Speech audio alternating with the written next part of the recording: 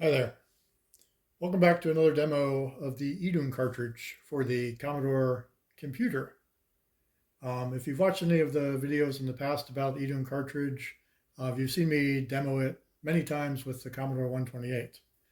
But this demo is going to be a little bit different, going to show some things that I haven't shown before, some features, but maybe most notably is talk about what's underneath my lovely vintage faux leather cover here. Indeed, it's a nice vintage 1983 Commodore 64 bread bin computer. And connected to it is an Edom cartridge. And I'm happy to say that for the first time, the Edom is now supported on both the Commodore 128 and the Commodore 64. So let's go ahead and turn it on. And you'll see we're sitting here at the regular old Commodore Basic prompt, and the Idun cartridge is kind of invisible right now. But if we want to change that, all we do is press the red button on the cartridge, and this will reset the computer, the cartridge, and everything, and it will boot us into the normal Idun boot screen. I haven't talked that much about the boot screen on prior demos. Usually I'm showing you things that you can do within the Idun shell, which is the MS-DOS work-alike shell. But before you ever launch the shell, you actually have this boot screen, and it lets you do some things with the Idun cartridge directly from BASIC. So basically what's loaded here is, you have this boot screen that gives you some instructions, and you can make some selections. But there's also a small driver, a 256 byte driver that lets BASIC communicate with the Idun cartridge and use it as basically a hard drive. And there's also a wedge, so that gives you some convenient commands to access the features of the Idun cartridge. So you can see the first thing here is that you can select a different drive, like drive C is the default. You can change that to D, whatever, back to C. You can also change which IAC device is being used for the Idun cartridge. So you might set it to 8 for more compatibility. The default is 10. So you just use the cursor keys to change those. And then you also have this very short list of commands on the right-hand side. It tells you can do things like CD into a directory or subdirectory. If you do CD with a colon prefix, then you can CD to a disk image. So that means mount like a 1541, 1571 disk image. There's a go command, which lets you launch Idun apps, like that Idun shell is an app. Or if you've seen me demonstrate the arcade mode before, that's another app that you can launch. And then you have some short commands that start with the @ signs. It's typical for Commodore Wedge programs. So @ obviously shows you a directory without overwriting your basic program, which is nice. @ and a drive letter will let you switch between different Idun drives. So you can say @C to go to the C drive, @D to change it to the D drive. And then a % or run, followed by a program name in quotes, will just launch and run a program. So those are convenient, fast commands you can use. So if you just press enter, and then you do like $, you see there's a directory of our home directory. Basically, that's our C drive or our Idun home directory. And if we want to navigate that, we can do CD quote Idun base and do $, again. You can see there's several subdirectories, and you can navigate subdirectories too. So you can do like CD pix, and then I happen to know there's a KOA for koala subdirectory within pix. So you go straight to that directory. I do $, again. See, there's a bunch of koala images in this directory. And so what can you do from here? Well, one thing you can do is you can launch the koala image viewer that's included with the Idun cartridge. So how do you do that? You do that with the go command. So just say go quote. You have to put quotes around your application name, but go koala will launch the app and will display all the images in the current directory, which is the one I just CD'd to. So it's just a simple slideshow. Press spacebar to advance to the next picture.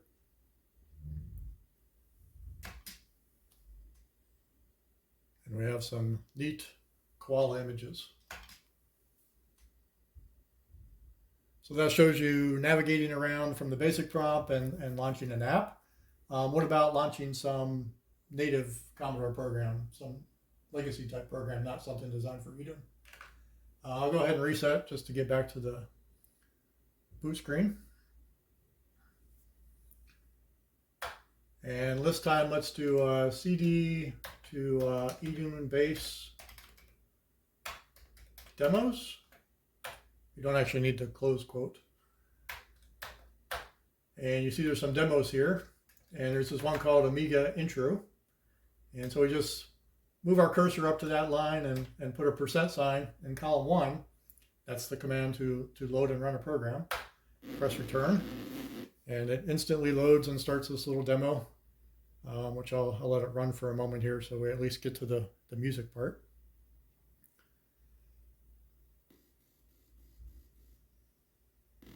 And yeah, so it's just that easy to start a demo. We'll bounce back out of this to the boot screen. And then, so what about starting a game? Well, we've got some games that are on here by default too. If we do go to the Idun base /games, and we'll see there's Galaga in here. Do the percent sign. And you can see it loads basically instantly, like a hard drive. But then it has to do the slower part, which is decompressing the file. But yeah, so now you're in Galaga. And I won't bore you by playing this for too long, but it is one of my favorite games.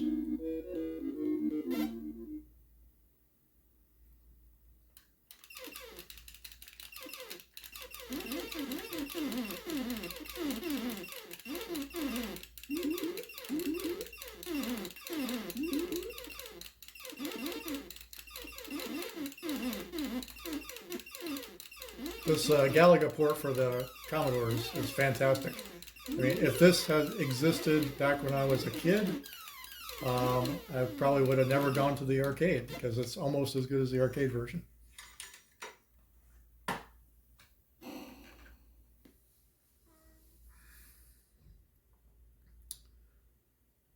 So another thing that's very interesting about this new version of the Idun software, that not only that it supports the C64, but one of the reasons it can support the C64 is because it's not limited on memory anymore.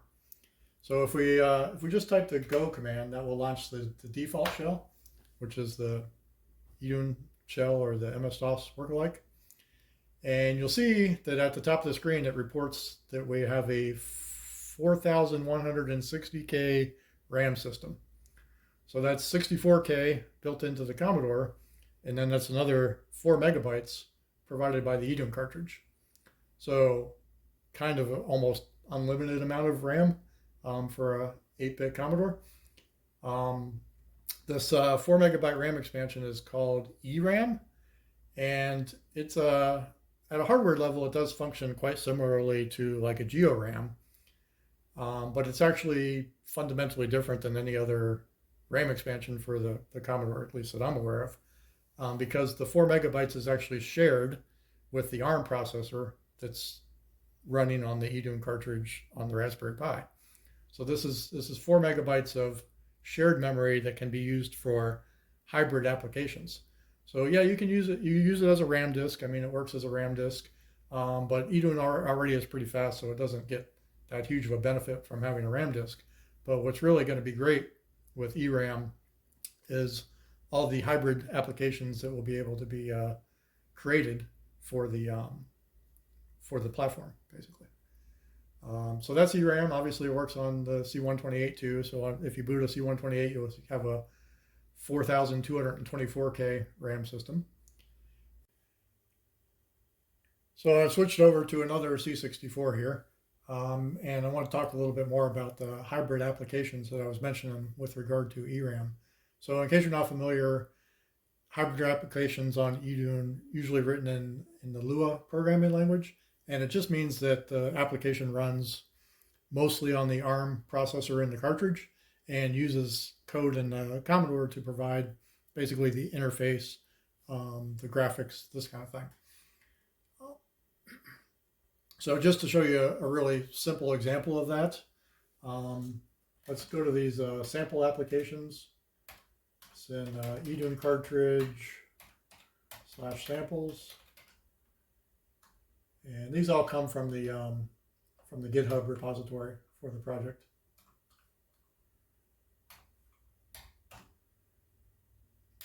And you see in this directory there's a number of samples, including some things that are written in assembly language, some things that are written in Lua. And the easiest example to show is this sieve Lua script. So if I just use the Lua command, we'll run sieve.lua.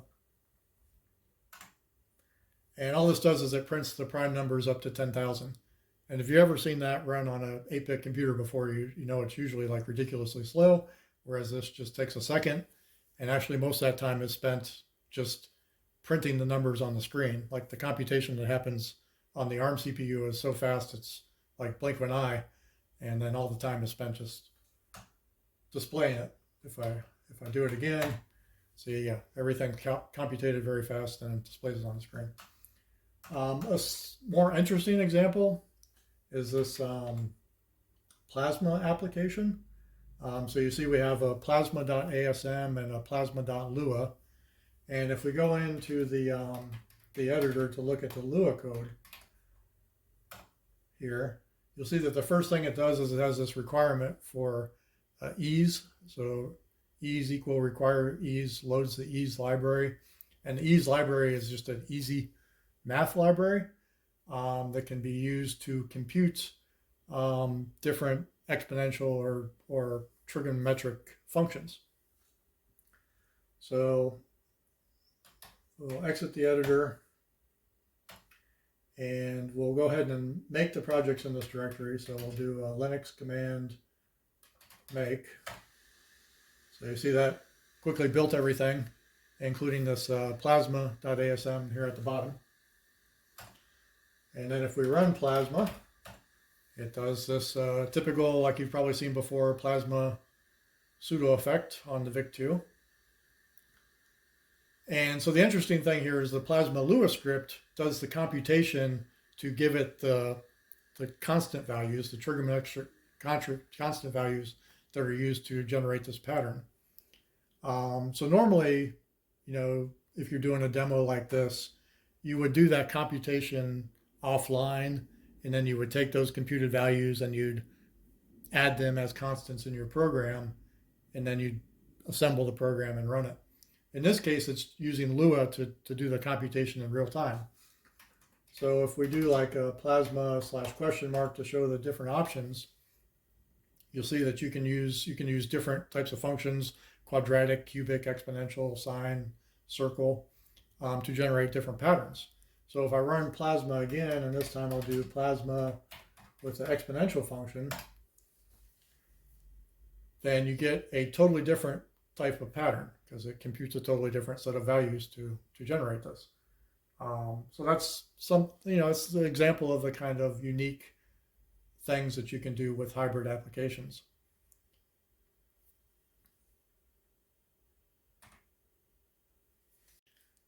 So another kind of interesting example of a hybrid application is the SID player.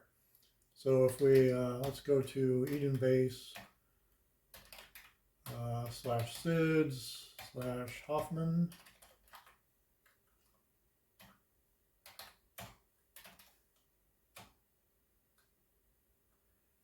And so here we have some SID files. And if we use the SID play command, and we'll load announce, so just using wildcard. And you see the first thing it says is relocating announce.sid. And what that does is it runs, again, a Lua script that in turn runs a Linux command that will take the SID file and basically rewrite it so that it runs from a different memory address. If you're familiar at all with how SID files work, they have to load at a particular memory address, and that particular memory address is not, in general, compatible with playing the SID within the Idun environment, within the shell. So it relocates it to a more convenient address using a program that runs, very quickly on Linux, on the Raspberry Pi, and then transfers that information over to the Commodore, and then it can play the SID.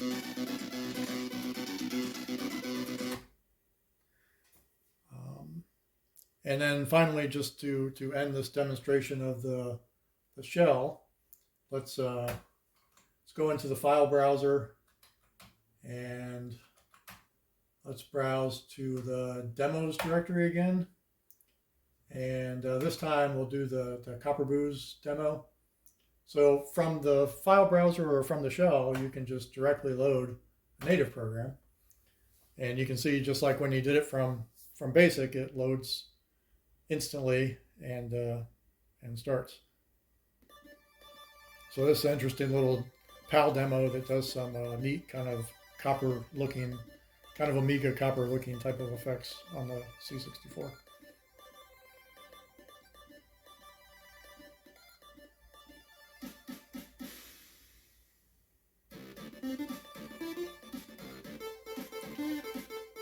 And I think just kind of to finish off this demo, I'll show how you can use some additional peripherals with your Commodore with the Idun cartridge. So I happen to have a USB keyboard hooked up. So let's type Go to get to the shell.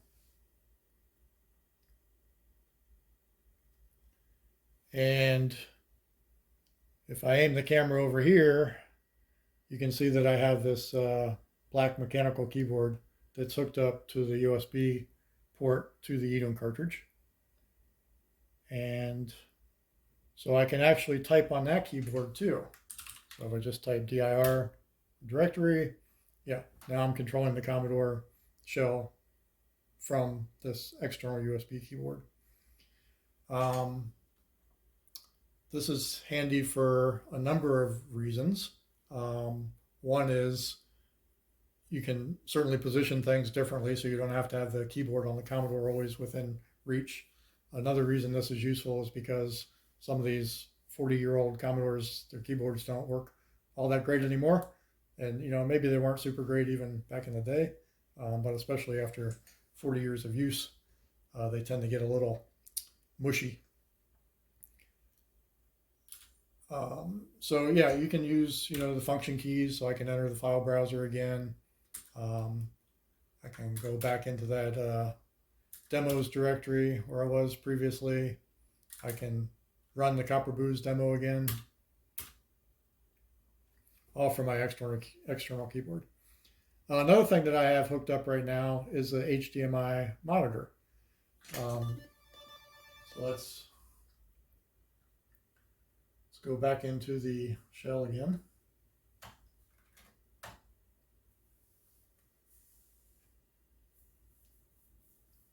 And so right now I'm using the VGA input on this flat screen, and that's connected to a upscaler, which is connected to the Commodore.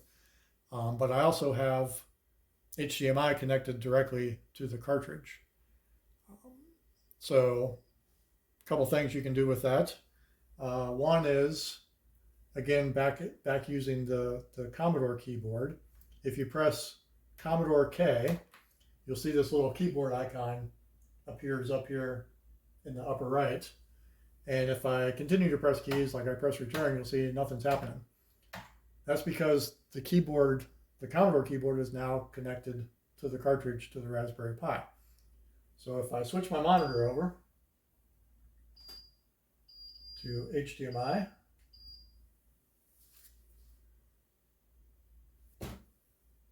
you'll see I'm sitting here at a Linux prompt. And I can type on my Commodore keyboard. I can type Linux commands at the Linux prompt. And, I can run programs like top on my nice big high-res display. I can even run btop, which is a more graphical version. Shows you all your running processors and your CPU, memory, network usage, all that kind of stuff. So yeah, full access to kind of Linux console applications using your C64 keyboard. But you're not limited to only the C64 keyboard. You can also use the same Command K on the mechanical keyboard, and I can use that keyboard as well.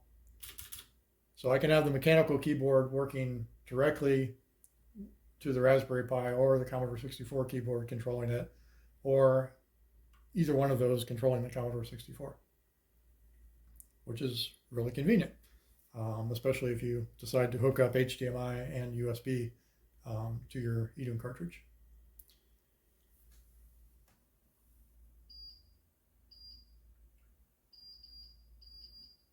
So switch back to the VGA input, and you can see now if I press Commodore K again, now the little keyboard icon disappears, and again I'm back to controlling the Commodore. So that's basically what I want to demo. I mean, there's lots of other videos on this channel showing the Idun cartridge in use with a Commodore 128. Commodore 64 now with the new software works the same way. Plus you get the 4 megabyte memory expansion, and you also pretty much have support for all the same software. I mean, the software is the same on both the C64 and the C128. The programs are neutral and run on both, with the exception being anything that uses the VDC or the Z80 CPU obviously is not going to be able to run on the C64. But other than that, things are basically the same.